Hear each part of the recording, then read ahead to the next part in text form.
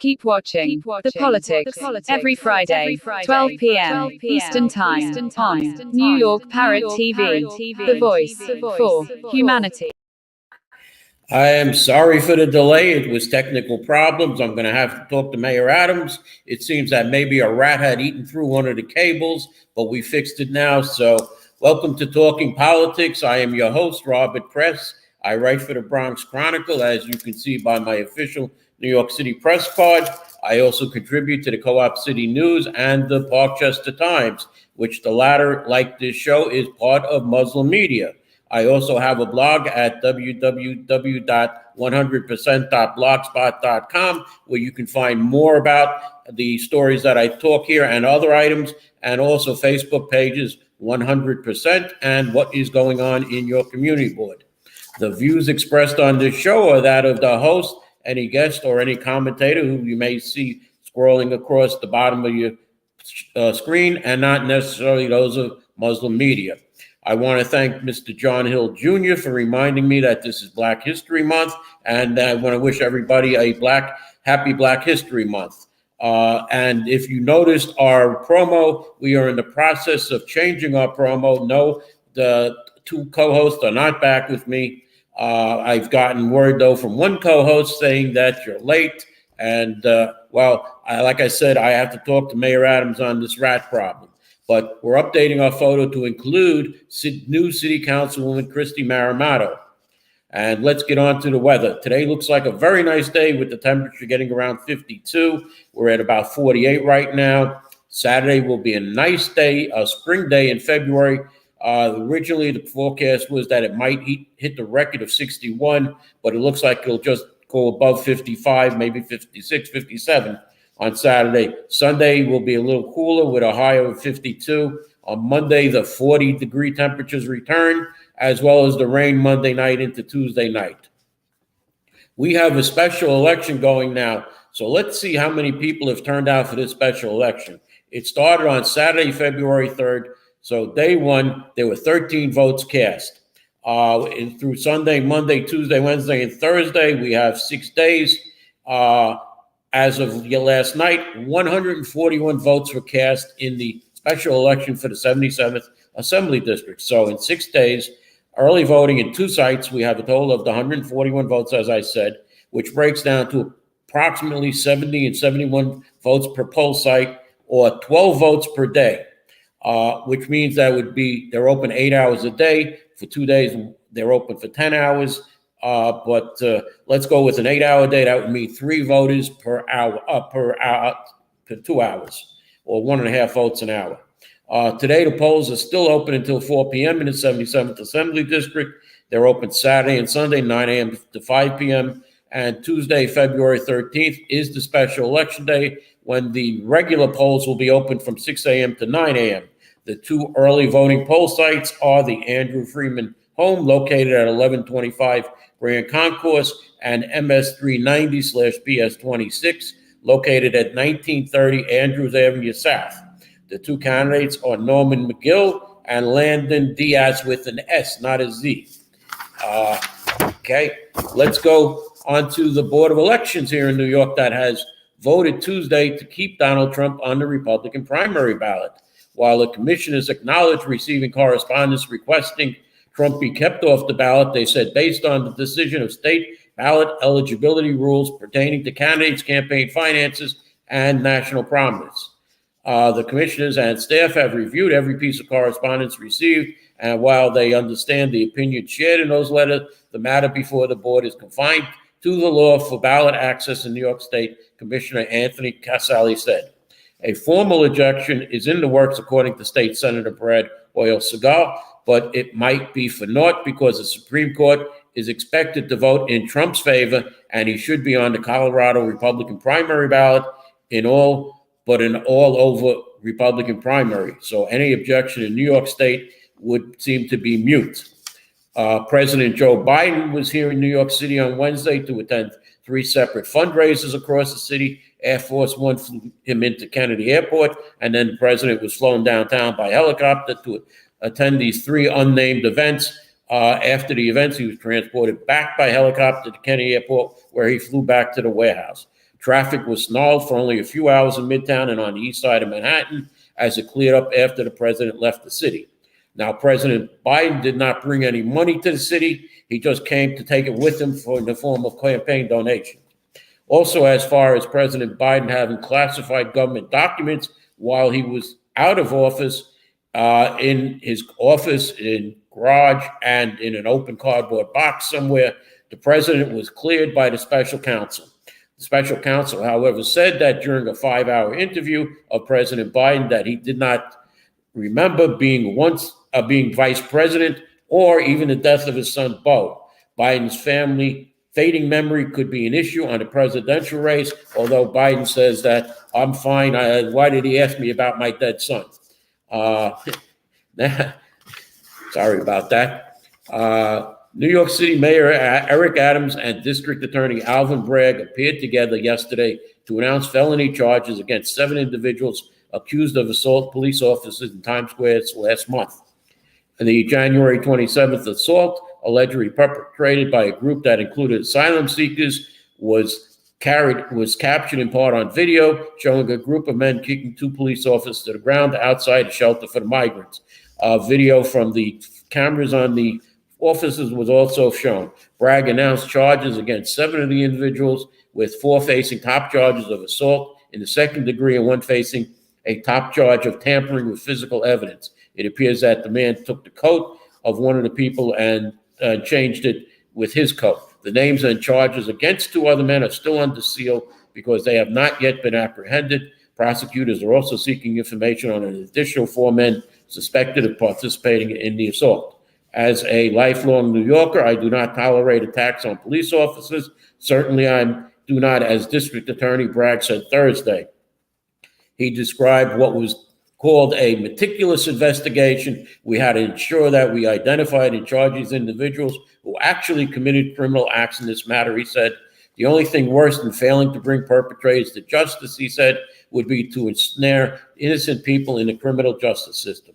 He wanted to get it right, Mayor Eric Adams said, praising DA Bragg's work. Adams also warned against portraying all migrants as threats to the public safety. The overwhelming number of over 170,000 migrants who want to finish the next leg of their journey are pursuing an American dream.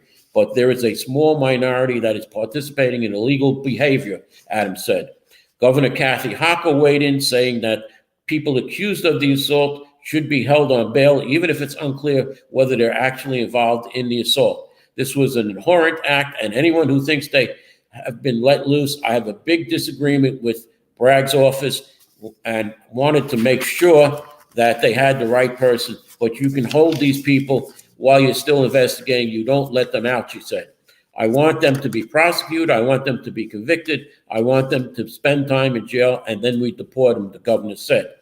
The governor also has a right to dismiss the district attorney. That's one of her charges, that she can fire the mayor, the district attorneys, if they are not doing their job. Okay, so also it appears that the alleged perpetrators of the assault were charged with crimes that were bail eligible, meaning that despite the state's bail reforms, a judge could have set cash bail and held them in Rikers if they were unable to pay. Monday morning, and this is the beginning of the week, 5:30 a.m., Mayor Adams accompanied police on a raid, and they made multiple arrests in an apartment at 2790 Bronx Park East. It seems that that's not too far from one of the Community Board 11 activists who wants certain things. And, well, you have now these migrants that were in there with a cell phone ring. Okay, it was described as a stash house or headquarters for a wide-ranging multi-borough cell phone robbery operation connected to more than a dozen suspects. 7 migrants were arrested. Police also believe they are part of a group responsible for a citywide pattern of cell phone robberies. Some of the stolen goods were recovered in the raid. Police said the NYPD has issued warrants for 3 other suspects and believe even more are out there, including Victor Parrot, the alleged ringleader. Parrot is still at large, police said, and as of now, Friday afternoon, he has not been caught yet. Police said it starts with criminals on scooters who steal people's cell phones. and then hack into them to access the banking acts. The crimes in this pattern involve multiple thieves on mopeds, snatching cell phones and purses from victims. The thieves would ride up behind the victims on the sidewalk, steal their property, and make their getaway. Most of the victims are women simply walking alone. We have seen that the mopeds used in these crimes are also stolen as well, NYPD Chief of Detectives Joseph Kenny said.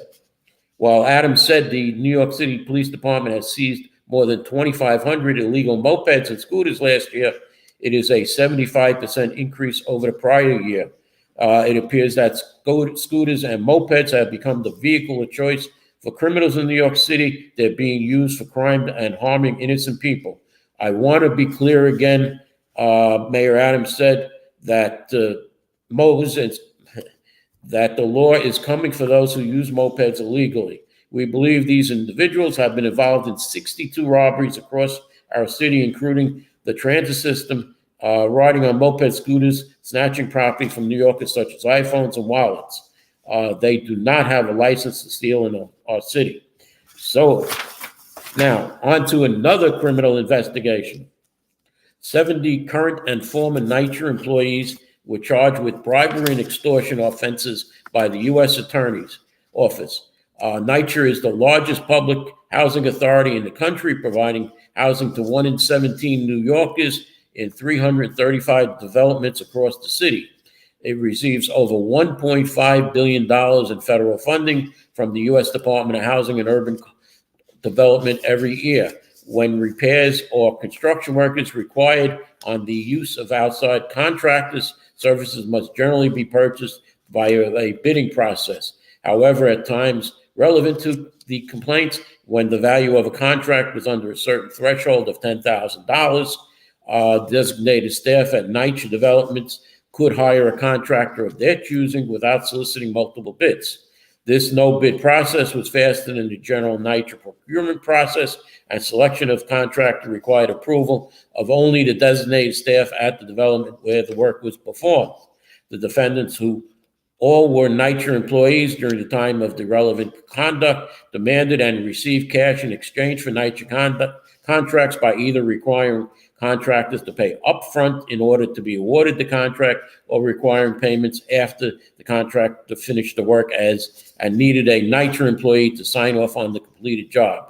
So the contractor could receive payment from NYCHA. As alleged, the defendants typically demanded approximately 10 to 20% of the contract value, between $500 and $2,000, depending on the size of the contract. And some defendants even demanded higher amounts. In total, the defendants demanded over $2 million in corrupt payments from contractors in exchange for awarding them $13 million worth of no-bid contracts. Of the 70 defendants, all have been charged with solicitation and receipt of a bribe and may serve up to 10 years in jail. Also, charges are extortion under color of or official right, and that is a jail term of 20 years that has been set down by Congress. It is up to a judge to determine any sentencing of these defendants. And let me remind you, the charges contained in this complaint are merely accusations, and the defendants are presumed innocent until they are proven guilty. I'm going to go into the New York City Police Department statistics, and then we're going to go for a commercial. The NYPD announced January 2024 citywide crime stats. Continued declines across major crime categories prevailed during January 2024 compared to the first month of 2023. And for the second month in a row, the number of vehicles stolen in New York City was reduced by 3.8%. It's 1,178 versus 1,000 2024. Overall index crime dipped 2.9% citywide in January compared to the same month in 2023. I'm not going to go into details on the individual things. Shootings were down by 10%, and it's 77 versus 87. Also in January, officers arrested 330 people for possession of an illegal firearm and seized 508 guns. There were a total of 9,913 crimes listed for January 2024, a drop of 294 or 2.9% citywide. However, when we look at the Bronx, we see that there were 2,487 total crimes for January 2024, which is an increase of 124 over the past year, or 5.96%. The Bronx has less than 18% of the city's population, but the Bronx accounts for over 25% of the city's total crimes. Something is wrong there. The only reason we see such a low gain in crime in Bronx is because there was a department push in the Bronx to lower auto theft, which has gone down in all Bronx precincts. Yet crime has still gone up in the Bronx. So let me stop here and go to a commercial. We'll come back with some more news afterwards, which includes cannabis and energy and a guilty plea by someone very close to the mayor, and new police reforms and more. So let's go to a commercial right now. Do you know that there is a publishing company that wants to make life easier for you as a writer? This publishing company is called World Inkers Printing and Publishing. We publish in all different languages, and we're looking for writers of all genres, all formats. We're looking for scholars, ghostwriters, playwrights, poets, short fiction, novelists, you name it. We're looking for anybody who is interested in writing and the craft of writing to be in touch with us. You can reach us at info.worldinkers@gmail.com. With World Inkers Printing and Publishing, you do not require a lot of money to publish with us. Contact us today at info.worldinkers@gmail.com. Become a winner with other authors at World Inkers Printing and Publishing. Give us a shot. We will surely finish you. Okay, welcome back to the show. Let me get into cannabis. As state lawmakers who created the New York recreational cannabis policies said Tuesday, they want to review the 2021 law that legalized cannabis in the state, recreational cannabis, that is, in the state. And it appears that they say they need to make changes to spur further growth with its sluggish market.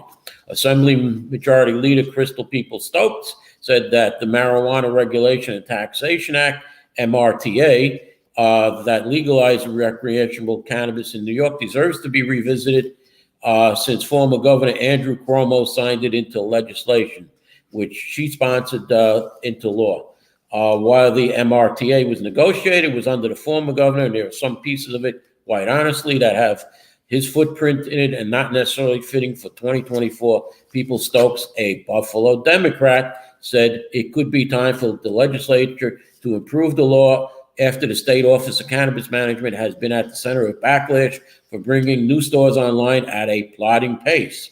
Governor Kathy Hochul, which is the legislature, would restructure the MRTA legislation, and things have changed.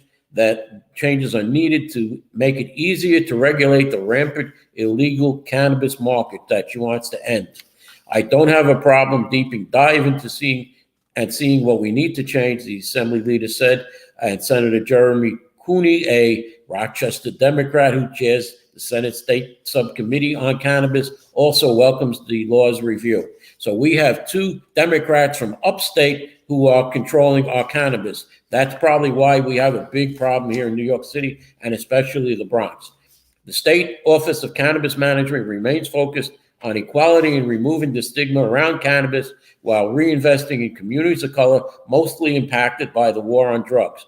OCM said on Tuesday it had celebrated the opening of the state's 50th conditional adult use retail dispensary, one of 63 dispensaries operating statewide. There are also medical marijuana dispensaries that were established a long time ago. Hochul blasted the Office of Cannabis Management for the disparity, telling reporters Monday she's considering making changes in the agency's leadership if it will make dispensaries open more quickly. I'm not satisfied, the governor said at an unrelated event in Syracuse.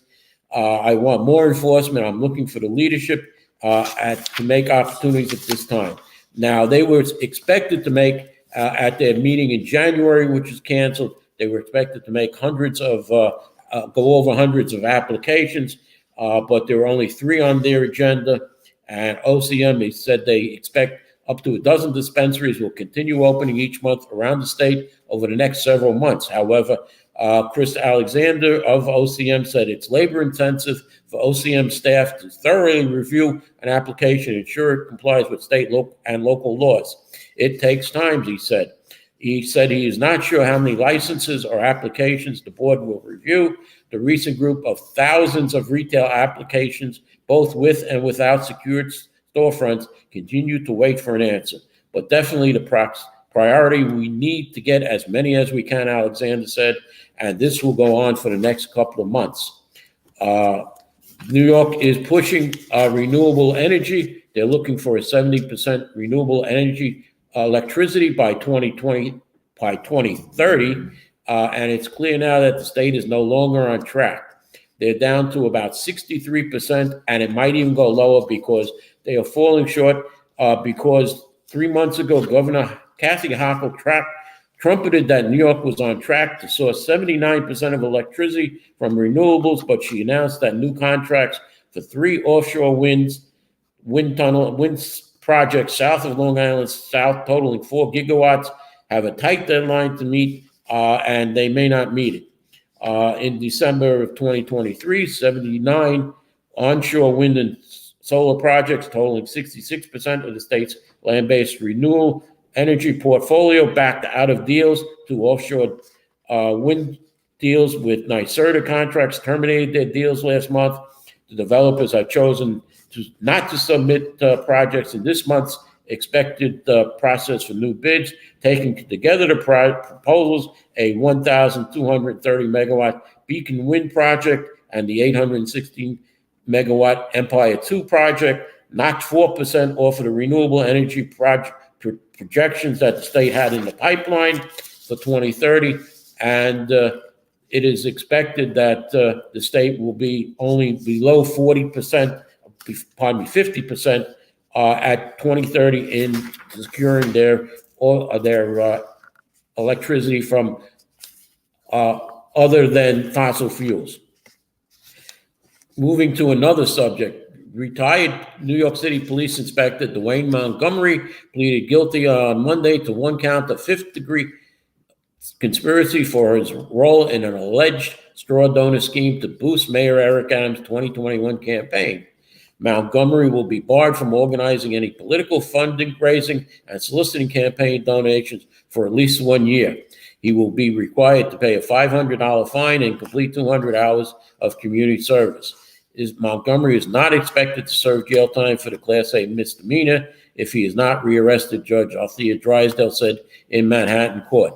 Formal sentence of Montgomery is expected in April. He was one of 6 men charged by Manhattan District Attorney Alvin Bragg's office last July in the alleged straw donor scheme. 2 other men have pleaded guilty last fall.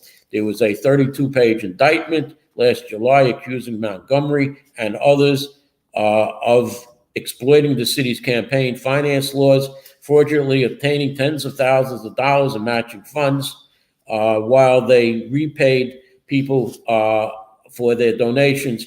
The matching funds of 8-to-1 was for the first $250 of eligible donations. 2 brothers who ran a Queens-based eco-safety consultants pleaded guilty to misdemeanors, conspiracy charges related to the alleged straw donor scheme, court records show. Police listened in to phone calls between Montgomery and others named in the indictment where defendants discussed how to elicit donations that would yield matching funds. So they are waiting for the others, and we'll see what happens. There are new police reforms for demonstrations. Attorney General James announced court decisions authorizing reforms to the New York City Police Department policing a protest. She said Wednesday that the U.S. District Court for Southern District of New York authorized the agreement between her office, Legal Aid Society, the NCLU, and New York City Police Department to reform the policing protest to move forward. The agreement requires implementation of reforms, including the use of a 4-tier response system when responding to protests. The agreement also requires the NYPD to create a senior role within the department to oversee all public demonstrations, amend its internal discipline matrix, and improve its treatment of members of the press. I thank you, Attorney General James. Peaceful protests are a bedrock of our democracy, and generations have been a catalyst for change and progress, said Attorney General James, these policing reforms will better protect New Yorkers' public safety and their constitutional rights to peacefully protest. With these police reforms, New Yorkers can exercise their First Amendment rights to peacefully protest. Additionally, the agreement requires the NYPD to create a new senior role within the department to oversee all public demonstrations. The agreement will also require the NYPD to stop its use of crowd control tactic known as kettling, and amend an internal discipline matrix, improve its treatment of members of the press again. To ensure this, $1.65 million in funding will be required, and $1.5 million to support plaintiffs' work during the oversight of this. Now, there was a shooting last night in Times Square. The suspect was not apprehended as of yet, but there was a tourist that was hurt in a store in Times Square. There was one policeman who had been fired on by this suspect, and not once but twice, and the police officer did not shoot back because of the crowd. So that is part of the discipline that is being put on the police department, that they don't shoot back when there is a crowd, and this officer was disciplined that he did not shoot back. So now the New York City Controller Brad Lander yesterday released a new report, Building Blocks of Change, detailing the state of New York City Department of Housing and Preservation Development, HPD as it's known, its staffing shortages, turnover there, and the impact on the city's ability to develop affordable housing. HPD needs to drastically increase the pace of affordable housing production in order to confront our city's housing crisis, said Controller Lander. But longstanding bottlenecks plus pandemic turnover of experienced staff has caused a backlog when we least can afford it. HPD needs to continue to streamline the development process, upgrade its technology, and enhance training for its support staff, and in order to develop affordable housing that New Yorkers need. The report focused on several challenges, among them staffing. Between 2013 and 2019, the city increased its workforce at HPD by over 500 full-time employees and significantly scaled up housing projects. However, from April 20 to October 22, HPD experienced a net loss of 286 of those staffers.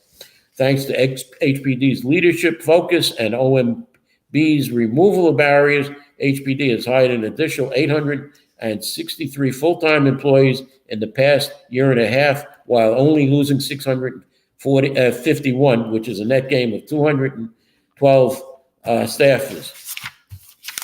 The controller puts down points to these, identifying items that will which include streamlining process to address development pain points. HPD made progress in improving standardizing certain processes for greater efficiency. They should build on that good work to update its term sheets. Additionally, OMB should expedite approval and work to streamline their underwriting review.